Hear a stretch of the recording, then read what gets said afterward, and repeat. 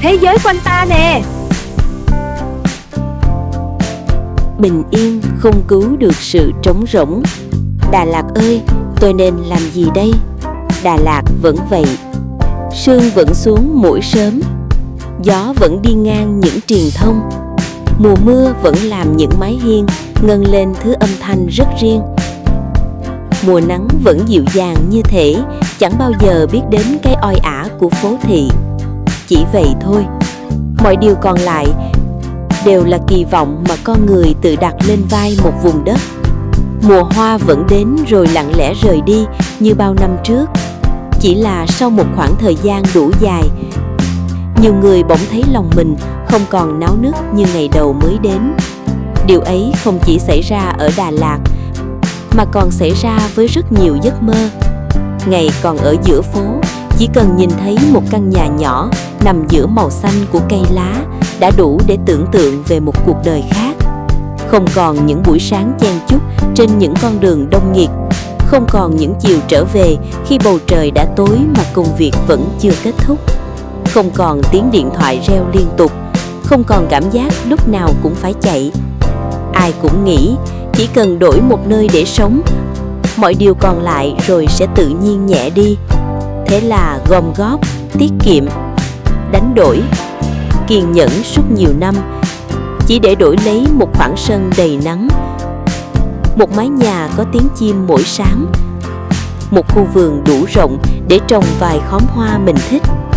Ngày cầm chìa khóa mở cánh cửa đầu tiên, niềm vui thật đến mức chẳng biết phải gọi tên thế nào.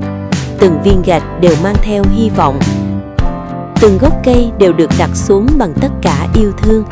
Mỗi sáng thức dậy, điều đầu tiên làm không phải mở điện thoại, mà là mở cửa, nhìn mây, nghe gió, hít một hơi thật sâu, rồi mỉm cười vì cuối cùng giấc mơ cũng đã thành hiện thực.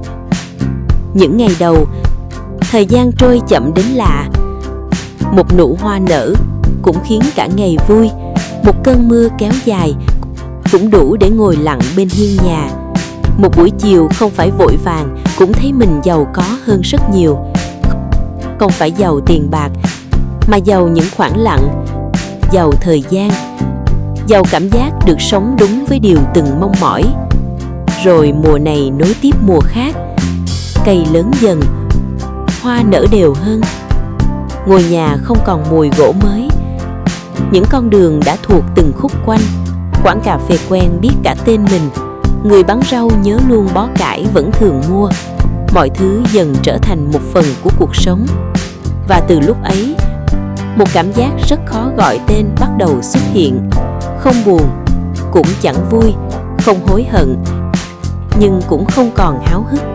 Mọi thứ đều đủ đầy, chỉ riêng trong lòng vẫn thấy thiếu. Thiếu điều gì?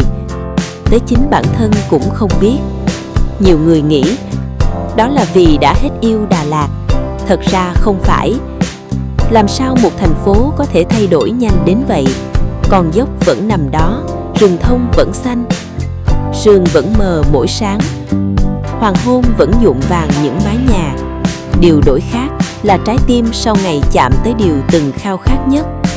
Con người thường rất giỏi đi về phía những điều chưa có, lại ít khi chuẩn bị cho những ngày sau khi đã có. Bao nhiêu năm chỉ nghĩ đến chuyện xây nhà, đến khi nhà đã xong lại không biết phải xây thêm điều gì cho cuộc đời. Bao nhiêu năm chỉ nghĩ đến chuyện rời phố, đến lúc thật sự rời phố lại không biết sẽ bắt đầu một hành trình mới từ đâu. Giấc mơ không kết thúc khi trở thành hiện thực, giấc mơ chỉ đổi sang một hình dạng khác. Nếu dừng lại ở đó, niềm vui cũng sẽ dừng lại. Một khu vườn đẹp, không phải vì những bông hoa đầu tiên, mà vì mùa nào cũng có hạt giống mới được gieo xuống. Con người cũng vậy, không thể sống mãi bằng một niềm hạnh phúc của ngày hôm qua. Dẫu đẹp đến đâu, nó rồi cũng trở thành ký ức. Điều giữ một trái tim luôn tươi mới chưa bao giờ là nơi mình sống, mà là điều mình đang hướng đến. Có người ở giữa thành phố đông đúc, ngày nào cũng thấy cuộc đời đáng mong đợi, vì mỗi sáng đều có một mục tiêu để cố gắng. Có người đứng giữa đồi thông lộng gió, lại thấy ngày nào cũng giống ngày nào, vì chẳng còn điều gì khiến ánh mắt sáng lên. Hóa ra, thứ làm con người mệt mỏi đôi khi không phải áp lực mà là cảm giác mọi ngày đều lặp lại. Sáng thức dậy, làm những việc quen thuộc, chiều khép cánh cửa, ngày hôm nay giống hệt ngày hôm qua, ngày mai lại chẳng khác hôm nay. Những khoảng lặng từng ao ước dần biến thành khoảng trống. Đến lúc ấy mới hiểu, bình yên không đồng nghĩa với việc cuộc sống đứng yên. Một dòng sông chỉ trong khi còn chảy, một cái cây chỉ sống khi còn lớn lên, một con người cũng chỉ thực sự sống khi trong lòng vẫn còn một điều để chờ. Đó có thể là một cuốn sách chưa đọc, một chuyến đi chưa thực hiện, một kỹ năng muốn học, một mảnh vườn muốn chăm, một người muốn gặp, hay đơn giản là mong ngày mai trở thành phiên bản tử tế hơn của chính mình hôm nay. Đừng đặt lên vai bất kỳ thành phố nào trách nhiệm phải mang đến hạnh phúc. Đà Lạt không làm ai thất vọng, Sài Gòn cũng không, Hà Nội cũng không, bởi sau cùng mỗi nơi chỉ là một mảnh đất, chính con người mới quyết định sẽ gieo xuống đó điều gì. Nếu gieo xuống những ước mơ mới, nơi nào cũng có thể nở hoa. Nếu chỉ mang theo sự chờ đợi, ngay cả vùng đất đẹp nhất rồi cũng sẽ trở nên quen thuộc.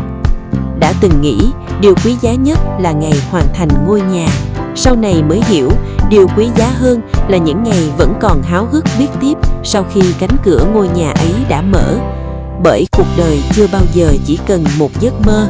Khi một giấc mơ khép lại, đó cũng là lúc một giấc mơ mới nên bắt đầu. Không phải để chạy theo những điều lớn lao, mà để mỗi buổi sáng thức dậy vẫn còn một lý do khiến lòng thấy vui, vẫn còn một điều khiến đôi chân muốn bước ra khỏi cửa, vẫn còn một ánh sáng nhỏ đủ để tin rằng ngày hôm nay sẽ không chỉ là bản sao của ngày hôm qua. Có lẽ vì thế, điều đáng sợ nhất không phải là rời thành phố, cũng không phải là ở lại, mà là để trái tim ngủ yên quá lâu trong một cuộc sống tưởng như đã đủ đầy. Bởi một mái nhà có thể hoàn thành, một khu vườn rồi cũng phủ kín hoa, một giấc mơ rồi cũng sẽ đến đích.